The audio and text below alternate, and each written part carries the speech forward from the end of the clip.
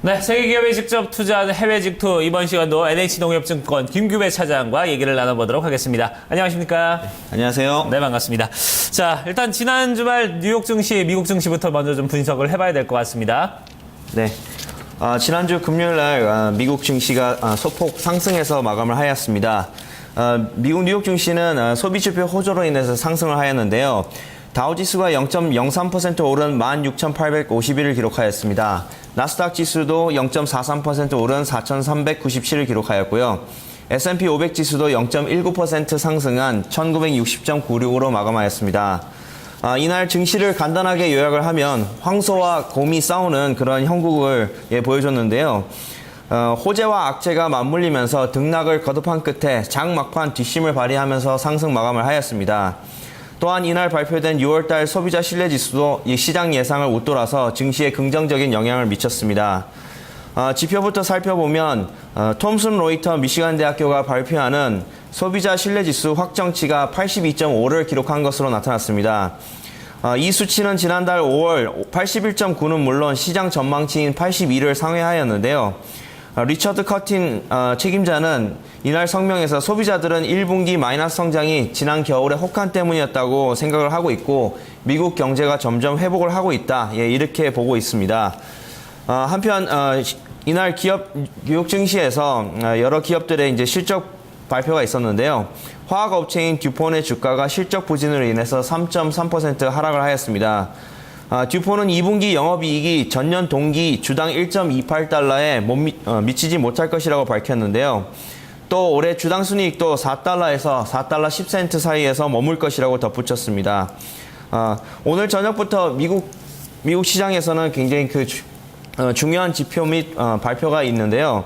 오늘 저녁에 있는 미결제 주택 지표가 시장에서 굉장히 중요한 방향키가 될 것 같습니다. 또한 7월 4일 날 미국 증시가 휴장입니다. 독립기념일 휴장을 앞두고 과연 기관 투자자들이 매도를 하고 휴가를 갈 것인지에 대해서 지켜봐야 되는 한 주가 될 것 같습니다. 네, 그렇군요. 이번 주에 체크 포인트까지 좀 짚어주셨는데요. 업종이랑 특징주 얘기하기 전에 지난 금요일 국내 증시에서도 원달러 환율이 상당히 좀 주목을 받았잖아요. 5년 10개월 만에 다시금 최저치고 1,013원까지 어느덧 밀려섰습니다. 여기에 대해서는 좀 앞으로의 환율 전망 좀 어떻게 하고 계세요? 네. 지난번에도 1,010원대에서 계속해서 하방 압력을 받았었는데요. 그 하방 압력을 받은 와중에 이라크 사태가 터지면서 다시 달러화가 강세를 보였었습니다. 지난주 금요일 날 서울 외환시장에서 원달러는 2.8원 하락한 1,013원.40의 거래를 마쳤습니다. 아무래도 월말이다 보니까 월말에 내고 물량들이 한꺼번에 이제 몰리는 그런 형국이었는데요. 이로 인해서 원화 강세가 계속 이어졌습니다. 한편 오늘 있을 서울 외환시장의 대략적인 어떤 컨센서스를 살펴보면 원달러 환율이 1,010원에서 1,017원 사이에 등락을 거듭할 것으로 보여지고 있는데요. 오늘은 6월달 마지막 날이기 때문에 아무래도 수출 업체들의 내고 물량이 조금 몰릴 것으로 예상이 됩니다. 다만 1,010원 밑으로 하방 압력이 계속해서 나타났을 때 우리 외환 당국의 개입이 있지 않을까 이런 예상을 조심스럽게 한번 해볼 수는 있을 것 같습니다. 네, 그렇군요. 자, 그러면 이제 해외 증시 특징 업종들 좀 살펴보도록 할까요? 네, 지난주 금요일 날 미국 증시에서 아무래도 강세장을 생각을 하고 있는 그런 많은 투자자들이 역시 기술주를 선택하는 그런 모습을 보였습니다. 최근 미국 증시의 행보를 보면 아침에는 약하고 오후에는 강한 그런 모습을 보이고 있습니다. 전약 후강의 모습을 보이고 있는데요. 특히 장 후반으로 갈수록 기술주가 조금 매수세가 몰리는 그런 특징을 보이고 있습니다. 지난주 금요일 날 증시에서도 기술주들이 결국 투자자들의 최종 선택을 받은 것으로 확인이 됐는데요.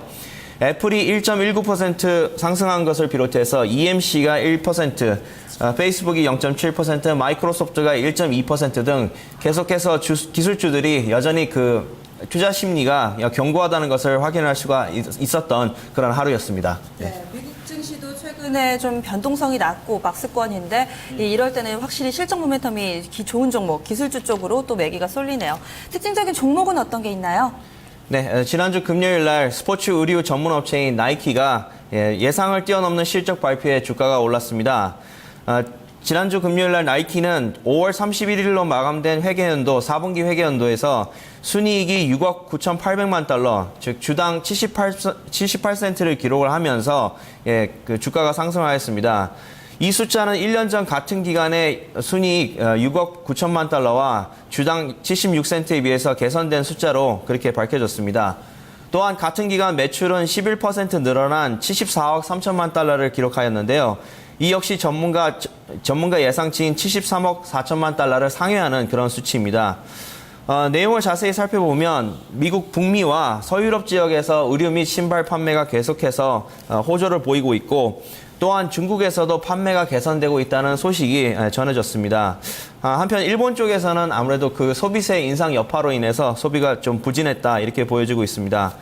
시장 정보업체인 마켓워치는 최근에 그 경기 회복세가 불투명함에도 불구하고 소비자들이 지출에 적극 나서지가 않는 가운데서도 나이키는 출시되는 제품이 계속 호조를 보인다 해서 긍정적인 그런 부분으로 평가를 하였습니다. 주가는 뉴욕 증시에서 1.07% 오른 77달러 68센트로 마감하였습니다. 네, 알겠습니다. 나이키에 대해서도 좀 살펴봤는데, 자, 이제 저희가 해외 증시 직접 투자 종목에 대해서 살펴보도록 하겠습니다. 최근에 이제 금값, 글쎄요, 상반기에 좀 맥을 못 쳤는데, 지정학적인 요인들 때문인지 안전자산 선호 추세 때문인지 계속해서 이제 금값이 다시 좀 오르는 그런 모습들을 보이고 있는데, 요번에 이제 그런 광물과 관련된 주라면서요? 네, 오늘 소개해드릴 종목도 금과 관련된 그런 회사입니다. 뉴몬트 마이닝이라는 회사인데요. 뉴욕 증권거래소에 상장돼 있고 종목 코드는 NEM을 쓰는 그런 회사입니다. 방금 말씀하신 바와 같이 최근에 지난 1년 동안 가장 재미없었던 그런 자산은 바로 금이었습니다. 하지만 금값이 최근에 조금 약간 회복세를 보이고 있는데요. 뉴몬트 마이닝이라는 회사는 1916년에 설립한 금광과 구리 전문 업체입니다. 본사는 콜로라도에 있는 이런 회사인데요. 세계적으로 가장 크고 유명한 금광 업체입니다. 미국을 비롯해서 호주, 뉴질랜드, 페루, 인도네시아 등 다양한 지역에서 금광을 보유를 하고 있는데요. 보통 금값이 폭등을 하면 아무래도 수익성이 개선이 되는 그런 회사입니다. 최근에 전 세계적으로 금 매장량이 소진이 되고 있고 지속적인 수요 증가에 적극적으로 대처하기 위해서 여러 가지 기술 개발과 어떤 채굴 기술을 개발을 하고 있다. 이렇게 회사에서는 밝혔습니다. 최근 금값이 하락세를 보이다가 이제 턴어라운드 하는 그런 시점에서 한번 이 회사를 살펴봐야 될 필요가 있지 않나 해서 선택을 한번 해봤습니다. 네. 이전 거래일 종가 보니까 강보합권에서 거래 마쳤고요. 25달러 부근에서 지금 현재 가격이 구성되어 있는데 앞으로 가격 전략은 어떻게 세우는 게 좋을까요? 네, 우선 거래를 생각을 해보기 전에 이제 기관 투자자의 보유 현황을 한번 살펴봤습니다. 역시 미국의 그 대표적인 그 자산 운용사인 블랙락이 약 6.6% 보유를 하고 있고 뱅가드 그룹도 약 5% 정도 보유를 하고 있는 가치 투자를 지향하는 그런 기관들이 다수 보유를 하고 있습니다. 지난주 금요일 날 주가를 살펴봤더니 25달러 19센트에 이제 마감을 하였습니다. 그래서 시장의 컨센서스는 약 한 30달러 정도로 예상을 해보고 있는데요. 여전히 그 금값에 대해서는 조금 불투명한 그런 부분이 있지만 최근에 경기 사이클을 살펴보면 꼭 그렇지만도 않다. 이렇게 볼 수 있겠습니다. 우선 당 회사를 투자하는 데서 가장 큰 부분은 경기 사이클인데요. 금값과 함께 운명을 같이 하는 회사다 보니까 아무래도 경기가 좋아져야만 이 회사의 그 실적이 앞으로 좋아질 수가 있다고 이렇게 보여집니다. 최근에 중국의 그 PMI 수치 발표 이후에 중국의 경제가 조금 다시 회복 국면에 돌아서면서 금에 대한 수요가 계속 있지 않을까 이렇게 보여지고 있습니다. 또한 회사 측에서 밝힌 내용은 2016년도까지 600만 달러에서 700만 달러 비용을 절감할 수 있을 거다 이렇게 얘기를 하고 있는데요. 보통 이렇게 그 금광 업체들은 IT와는 조금 무관한 그런 부분이 있지만 최근에 그 스마트 기술을 비롯해서 많은 기술적인 진보가 이런 금광 업체의 어떤 비용 효율성이라든가 이런 부분에 많은 개선점을 살펴볼 수가 있다고 하고 있습니다. 우선 실적을 살펴봤더니 2014년도 1분기에는 작년 같은 기간에 비해서 4% 증가하는 데 그쳤다고 합니다. 아무래도 그 금값이 계속해서 하락하는 그런 추세였기 때문에 회사에서의 그 수익은 작년 같은 기간에 비해서 19.3%나 떨어졌다고 이렇게 해서 주가도 계속해서 안 좋은 모습을 보이고 있었는데요. 최근에 그 금값의 추이를 생각을 해보면 결국 시장의 컨센서스가 굉장히 중요합니다. 앞으로 금값이 오를 것인가 내려갈 것인가는 서로 간에 지금 굉장히 전문가들 사이에서 이견이 있는데요. 금값이 올라간다고 주장하고 있는 쪽에서는 이라크 등의 그 불확실성이 앞으로 안전자산인 금의 굉장히 수요가 높아질 것이라고 얘기를 하고 있고, 또한 중국에서도 아직까지 계속해서 금에 대한 그런 사랑이 여전히 식지 않았다.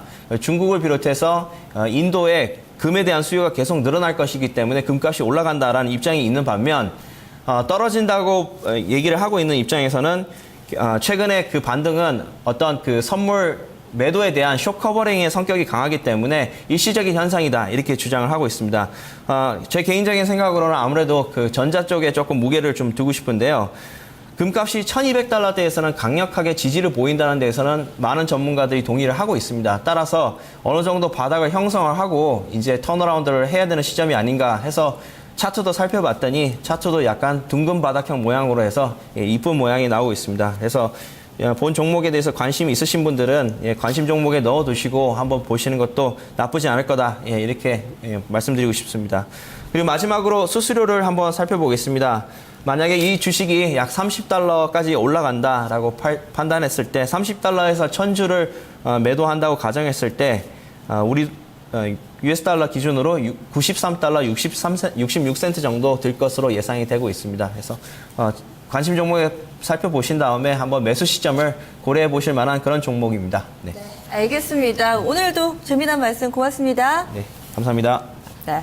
중국 사람들이 금을 참 좋아한다고 하는데요. 중국 사람들만큼이나 이 우리나라 사람들도 금을 상당히 좀 선호를 하죠. 그런데 이 실물 금을 사기에는 다소 좀 부담스럽다 하시는 분들은 해외로 좀 눈을 돌려봐도 좋을 것 같습니다. 지난해 6월과 12월에 1200달러를 하회하면서 좀 심리적인 지지선을 내주기도 했는데요. 이제는 바닥을 다지고 조금씩 금값이 올라가고 있다고 합니다. 이에 따라서 세계 최대의 금광 채굴 업체 뉴몬트 마이닝 눈여겨보자라는 해외 직투 오늘의 결론이었습니다. 지금까지 해외 직투 살펴봤습니다.